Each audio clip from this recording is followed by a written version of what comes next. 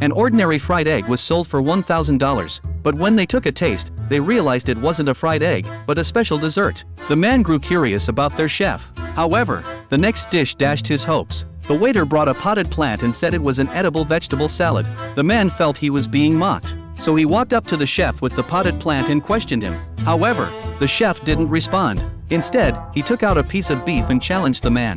The man decided to use his 50-year cooking skills to outdo him. He cut scallions into small pieces and fried them in a frying pan. Then he sliced the beef into strips. Then he put the beef on the iron plate covered with scallions. He started stir-frying over high heat. 1 minute later, the delicious scallion fried beef was done, but the young chef seemed contemptuous. He took out a blowtorch and started cooking the beef. After the beef was cooked to medium rare, he cut it into pieces and smoked it for 1 minute. Just like that, a delicious dish was cooked. The man took it, gave it a sniff, then turned around and left without a word. But when the chef tasted his food, he realized this was a strong competitor. The man opened a Chinese restaurant. Since his soy sauce duck was delicious, the business was thriving. Every day, customers lined up to have a taste. However, on this day, a new restaurant opened across from theirs. Its chef was Paul, a 4-star Michelin chef. They agreed to compete in a cooking competition, and the loser would have to close their restaurant. 3 days later, they both participated in the cooking competition. The man took out a duck. He first massaged the duck.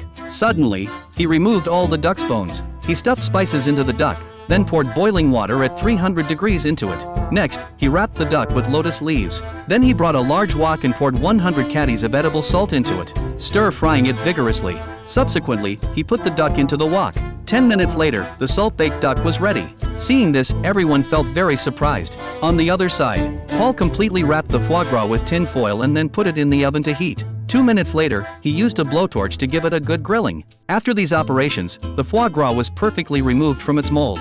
Then, using a small knife, he sliced the foie gras. He put white sugar in the pot and fried it into caramel slices. He took out pineapple slices and placed them at the bottom, then covered the foie gras with the caramel slices. He used the blowtorch to melt it again. Then he placed a piece of strawberry mousse on top of the foie gras.